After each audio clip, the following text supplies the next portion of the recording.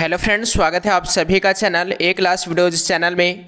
Friends, आज के इस वीडियो में अभी हम लोग देखने वाले हैं 12th क्लास ज्योग्राफी का यानी भूगोल का चैप्टर 1। ठीक है, जितने भी चैप्टर 1 में इंपॉर्टेंट ऑब्जेक्टिव क्वेश्चन है सभी क्वेश्चंस को हम लोग अच्छे से देखने वाले हैं। ठीक है, अगर आप इतना अच्छे से पढ़ लेते हो तो इससे बाहर आपके एग्जाम में नहीं आएंगे, तो सभी क्वेश्चंस को आप अच्छे से रट लीजिएगा। ठीक है, चैप्टर 1 में जितने भी ऑब्जेक्टिव इंपॉर्टेंट क्वेश्चन है सभी क्वेश्चंस को हम लोग देखने वाले हैं। ठीक है, तो चलिए देखते हैं पहला प्रश्न।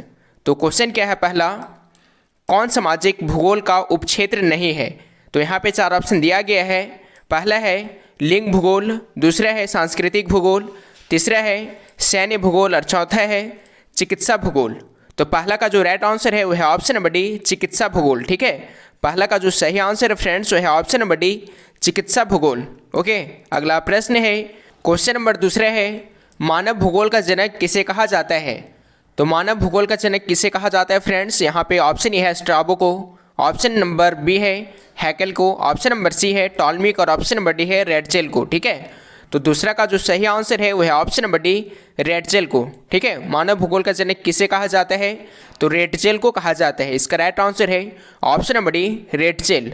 अगला प्रश्न है मानव भूगोल क्रियाशील मानव और अस्थायी पृथ्वी के परिवर्तनशील संबंधों का अध्ययन है, ये किसने कहा?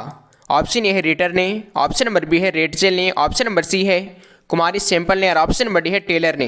तो 3 का सही आंसर है ऑप्शन नंबर सी, कुमारी सैंपल ने। ठीक है, 3 का जो राइट आंसर है वो है ऑप्शन नंबर सी, कुमारी सैंपल। ओके, अगला प्रश्न है क्वेश्चन नंबर 4 है निम्नलिखित में से कौन विद्वान मानव भूगोल से संबंधित नहीं है? ठीक है, तो 4 का जो सही आंसर है यहाँ पे ऑप्शन दिए गए हैं, तो इसका जो राइट आंसर है चौथा का जो सही आंसर है वो है option number C, Bertrand Russell को। ठीक है, चौथा का सही आंसर है ऑप्शन नंबर सी। ओके, अगला प्रश्न है क्वेश्चन नंबर 5 है नवनिश्चयवाद से संबंधित कौन है? तो नवनिश्चयवाद से संबंधित कौन है फ्रेंड्स? यहाँ पे ऑप्शन दिए गए हैं, तो इसका जो सही आंसर है वो है ऑप्शन नंबर डी, टेलर। ठीक है, 5 का सही आंसर है option number D, Taylor. Okay, अगला प्रश्न है क्वेश्चन नंबर 6 है फ्रेंड्स निम्नलिखित में से कौन सा एक भौगोलिक सूचना का स्रोत नहीं है? ओके, पहला है यात्रियों के विवरण, ऑप्शन नंबर बी है प्राचीन मानचित्र, ऑप्शन नंबर सी है चंद्रमा से चट्टानी पदार्थों के नमूने और ऑप्शन नंबर डी है प्राचीन महाकाव्य। ठीक है, तो 6 का जो राइट आंसर है वो है ऑप्शन नंबर डी, प्राचीन महाकाव्य। ठीक है, 6 का जो राइट आंसर है वो है ऑप्शन नंबर डी, प्राचीन महाकाव्य।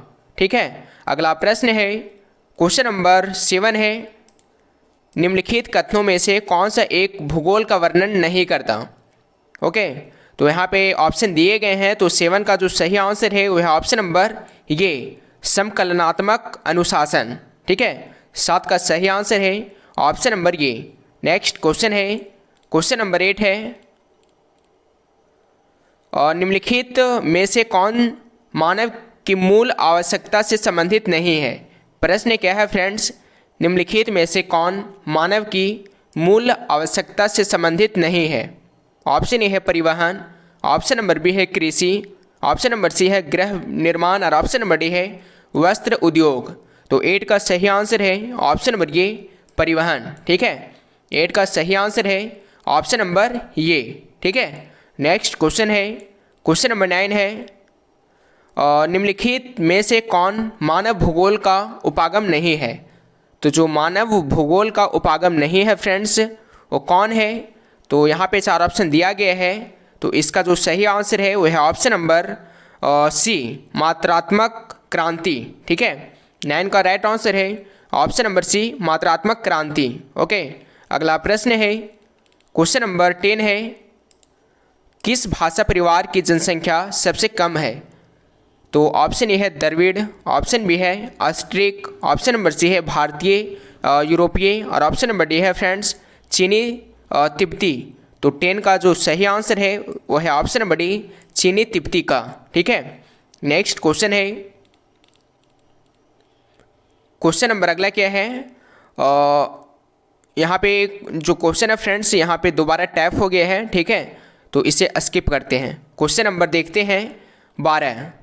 तो क्वेश्चन नंबर 12 है इनमें से कौन सामाजिक भूगोल की उपशाखा है?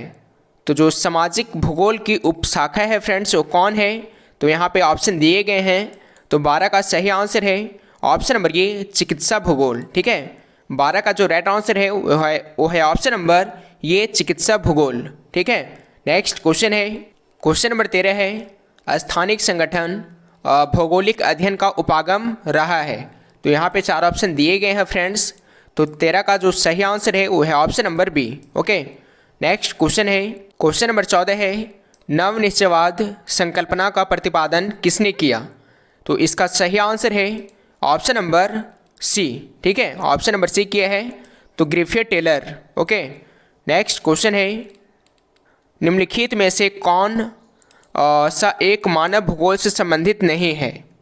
ठीक है, तो यहाँ पे 4 ऑप्शन दिए गए हैं। तो इसका जो सही आंसर है वह है ऑप्शन नंबर बी, मात्रात्मक क्रांति। ओके, अगला प्रश्न है, और मैं आपको बता दूं फ्रेंड्स सारे के सारे VVI क्वेश्चंस हैं, तो सभी क्वेश्चंस को अच्छे से याद कर लीजिएगा। ठीक है, और कोई आपका सुझाव हो तो आप कमेंट बॉक्स में अपना सुझाव दे सकते हो।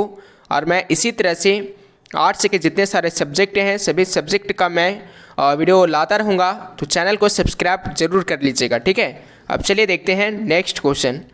क्वेश्चन नंबर अगला क्या है, तो नवनिश्चयवाद के प्रवर्तक कौन है? तो नवनिश्चयवाद के प्रवर्तक कौन है, इसका आंसर आपको कमेंट बॉक्स में बताना है। ठीक है, कि नवनिश्चयवाद के प्रवर्तक कौन है। ओके, तो इसका आंसर आप कमेंट बॉक्स में दीजिएगा। ठीक है, तो मिलते हैं अगले वीडियो में, तब तक के लिए थैंक्स फॉर वॉचिंग।